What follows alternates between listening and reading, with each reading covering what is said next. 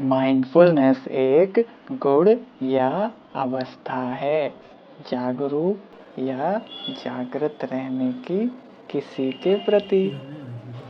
आइए साथ मिलकर समझते हैं।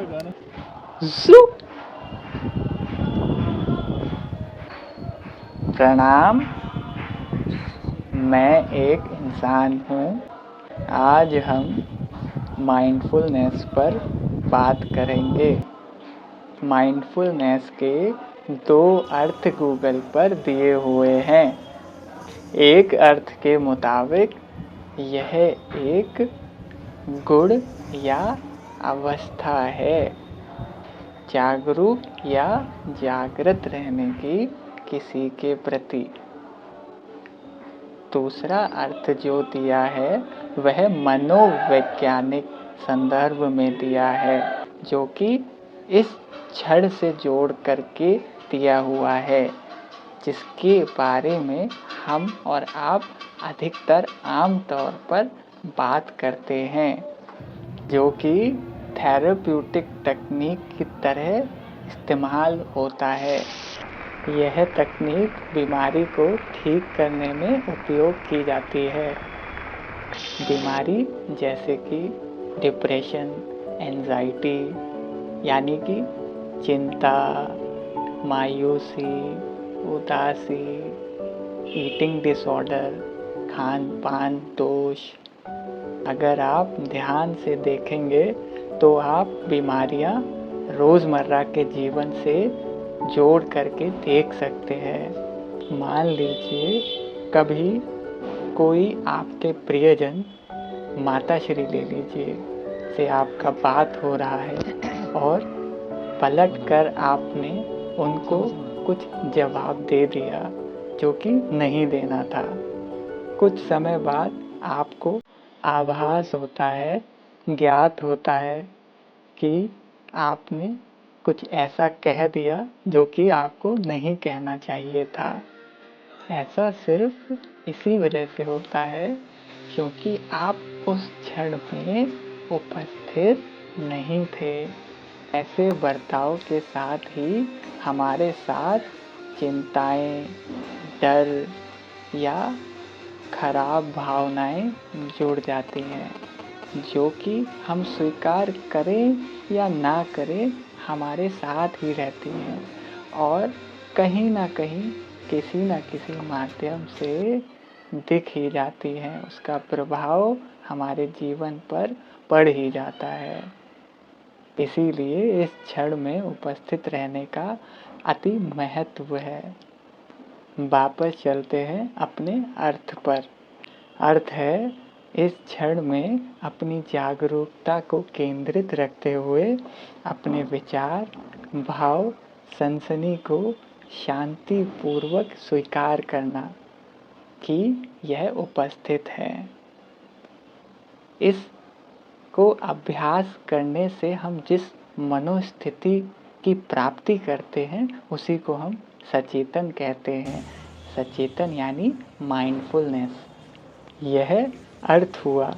अब हम बारीकी से इसको समझने का प्रयत्न करेंगे। मैं जो कुछ भी साझा करूँगा वो मेरे मत से सत्य होगा और मेरे जीवन अनुभवों से प्रेरित होगा। तो इस क्षण में जागरूकता को केंद्रित करते हुए, अब यह जागरूकता क्या है? जागरूकता का अर्थ होता है किसी स्थिति के प्रति ज्ञात रखना या धारणा रखना। इसमें तो आपको कुछ करने की आवश्यकता ही नहीं है, क्योंकि यह तो आप स्वयं खुद ब खुद कर ही रहे हैं। जैसे कि YouTube पर human beings of India channel पर माइंडफुलनेस इन हिंदी नामक यह आप वीडियो देख रहे हैं, इसका आपको ज्ञात है।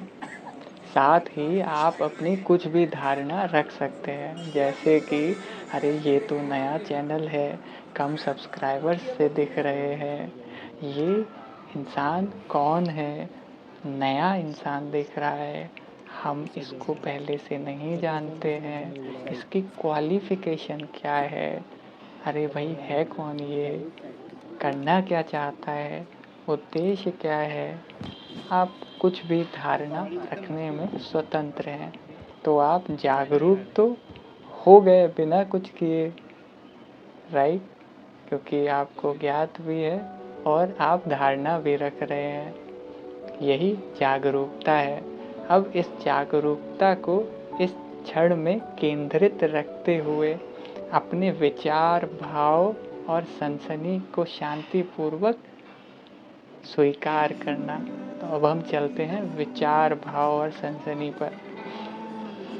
उदाहरण के लिए मानिए कि अभी आप हमको देख रहे हैं, ठीक?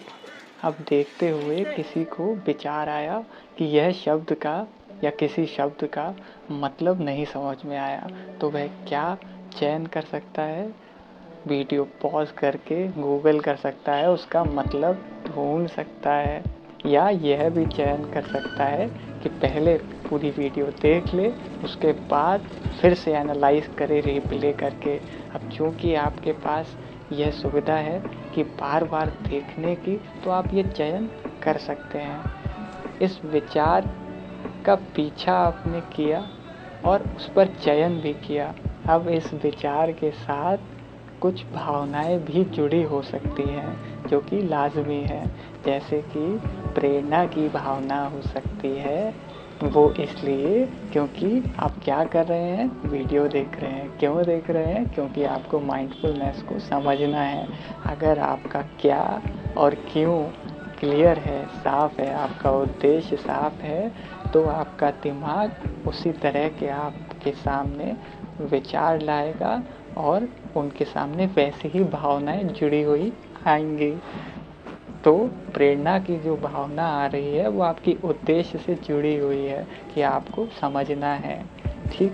तो आपको प्रेरणा की भावना आ सकती है, साथ ही डर की भी आ सकती है, क्योंकि आपको कुछ शब्द समझ नहीं आए तो लगेगा, विचार आ सकता है कि कहीं कुछ छूट ना जाए, सीखना। अब वो आपके चयन पर निर्भर करता है कि आप उसके साथ कैसे डील करते हैं। और इसमें सही गलत, अच्छा कम अच्छा कुछ भी नहीं है। यह निर्भर करता है आपकी संतुष्टि पर कि आप उस विचार के साथ क्या करते हैं। अभी सर्च कर लेते हैं उन शब्दों के लिए या फिर बाद में करते हैं, बिल्कुल ओके है जी वो। इसी के साथ सनसनी हो सकती है। अगर आप कमरे में बैठे हैं तो कूलर चल रहा है या एसी चल रहा है, हाँ, तो इस सब से सनसनी होती है हमें।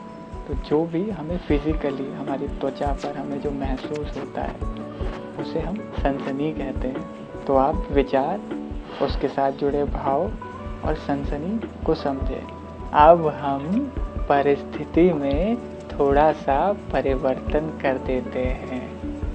अभी आप सीखने के लिए वीडियो देख रहे थे, अभी आपको कहीं जाना पड़ रहा है किसी महानुभाव सज्जन से सीखने के लिए। आप गए, महानुभाव सज्जन स्टेज पर बैठे हुए हैं, साथ ही आप ये गौर कर सकते हैं कि आपके मन में क्या चित्रण बन रहा है। जब हमने कहा गुरुजी स्टेज पर बैठे हुए हैं, तो हो सकता है आपके मन में चित्रण कुछ इस प्रकार बना हो। स्टेज है सामने, गुरुजी बैठे हैं, नीचे हमारे बैठने की व्यवस्था है, पीछे कर्टेन पर्दा लाल रंग का लगा हुआ है। हो सकता है, बिल्कुल। चलिए थोड़ा सा बदलाव करते हैं इसमें। सोचिए स्टेज जहाँ है वहाँ पीछे झरना बह रहा है, आगे गुरुजी का स्टेज लगा हुआ है, आसन लगा हुआ है वादियों के बीच, और हम या जिज्ञासु जो सीखने आए हैं वो सामने बैठे हुए हैं। आस पास हरियाली है, पेड़ हैं, फूल हैं, फूलों से सुगंध आ रही है। गुरुजी अपने आसन पर थोड़ी ऊंचाई पर बैठे हुए हैं और हम सब जिज्ञासु सीखने के उद्देश्य से यहाँ पर एकत्र हुए हैं। अब बिल्कुल सेम विचार जो आपके मन में इस वीडियो को देखते हुए आ रहा था कि ये गुरुजी जो हमें बता रहे हैं इनमें से कुछ शब्द हमें समझ में नहीं आए या उनका सटीक अर्थ हमें ज्ञात नहीं है, तो इस विचार के साथ डर की भावना जुड़ी हो सकती है। अब चूंकि यहाँ पर ऐसी व्यवस्था नहीं है क्योंकि कोई रिकॉर्ड नहीं कर रहा है, तो आप इस उपदेश को फिर से सुन नहीं पाएंगे। तो आपके मन में इस विचार के साथ डर का भाव आ सकता है कि ये जो सिखा रहे हैं वो मैं पूर्णतः सीख नहीं पा रहा हूँ, क्योंकि कुछ शब्द का मुझे अर्थ का ज्ञात ही नहीं है, तो मैं इनकी बात का मतलब ही नहीं निकाल पा रहा हूँ। इसके साथ डर भी आ सकता है। अब ये आपका चयन है कि आप उस विचार के साथ क्या करते हैं, तभी वो डर का भाव आएगा या जाएगा, ये इसी पर निर्भर करता है। या डर का भाव आ जाता है तो आप उस भाव के साथ कैसे डील करते हैं, क्या करते हैं, यह आप पर निर्भर करता है। उस डर के भाव की वजह से आप वो क्षण ही नहीं, आप वो पूरा समय ही व्यर्थ कर सकते हैं। ऐसा मुमकिन है। या यूं पूछूं मैं आपसे कि आप इस विचार के साथ क्या कर सकते हैं। यह विचार कि आप कहीं गुरुजी से सीखने के उद्देश्य से गए हुए हैं और उनकी वाणी का कुछ शब्द का अर्थ आपको समझ ही नहीं आ रहा है, तो आपके साथ डर का भाव भी उत्पन्न हो जा रहा है। ऐसे में आप क्या करेंगे?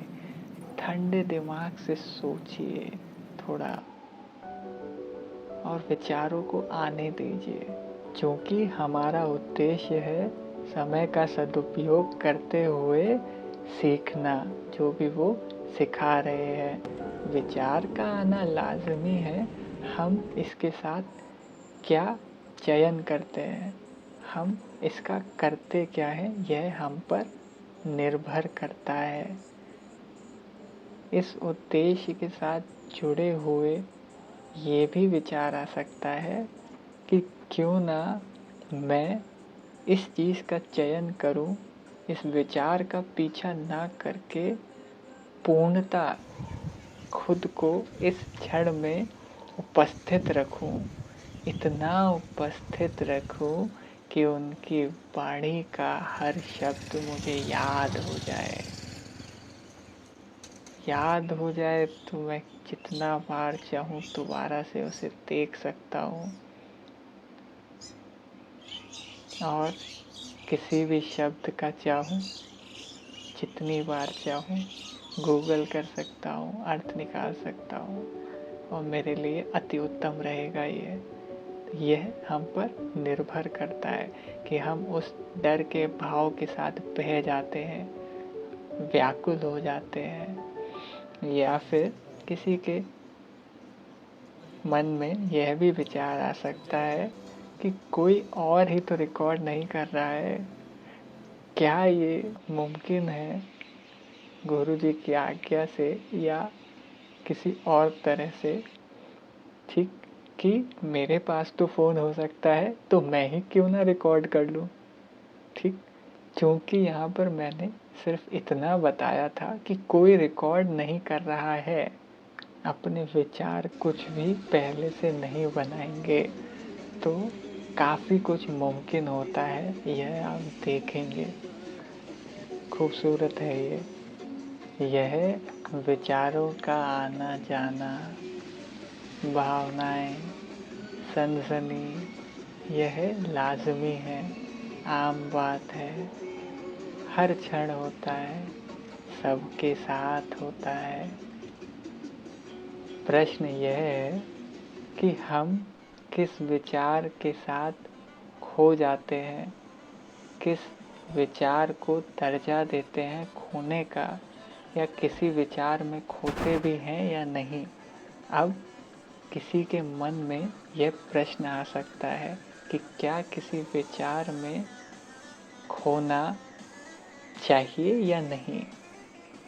यह आप स्वयं से पूछ कर देखिए, क्या यह आवश्यक है, क्या यह मुमकिन है। यह निर्भर करता है किस पर, आपके चयन पर, और आपका चयन निर्भर करता है आपकी संतुष्टि पर, और आपकी संतुष्टि निर्भर करती है आपके उद्देश्य पर। इसीलिए हमेशा अपना क्या और क्यों साफ रखिए कि हम कब क्या कर रहे हैं और क्यों कर रहे हैं, हमारा उद्देश्य क्या है। जब हमारा उद्देश्य साफ होता है तब हम में खुद ब खुद प्रेरणा रहती है इस क्षण में उपस्थित रहने की, इस क्षण में अपनी जागरूकता को केंद्रित रखने की। यह आप अनुभव सभी ने कभी ना कभी किया होगा। एक अभ्यास जो कि भक्ति का प्रतीक है, जो कि कर्म का प्रतीक है, जो कि समर्पण का प्रतीक है, जो कि आत्मबोध के बाद भी लोग जारी रखते हैं। क्या अभ्यास? किसी कार्य के प्रति समर्पण अधूरा है जब तक हमने सत्य को धारण नहीं किया हुआ है। सचेतन यानी माइंडफुलनेस मदद करता है। बता सकते हैं अपने विचार में टटोल कर कि किस में मदद करता है। ध्यान लगाने के अभ्यास में यानी मेडिटेशन में। जी, इस क्षण में जागरूक रहने से याद आता है मुझे ओशो जी की वह लाइन कि जागो। मेरा ऐसा मत है कि यह कहीं ना कहीं उससे जुड़ा हुआ है।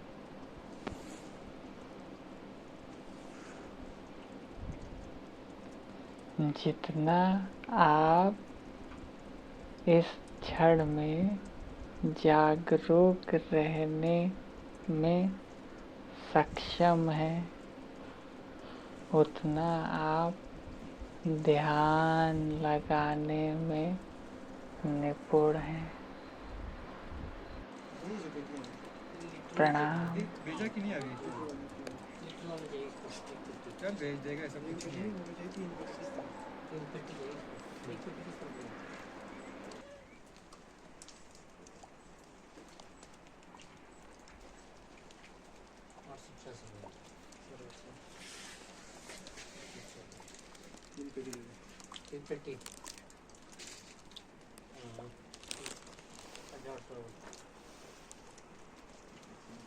निकाल दो 3 पेटी और दूध का पेटी, दूध बेटा 3 का 3 खाएंगे।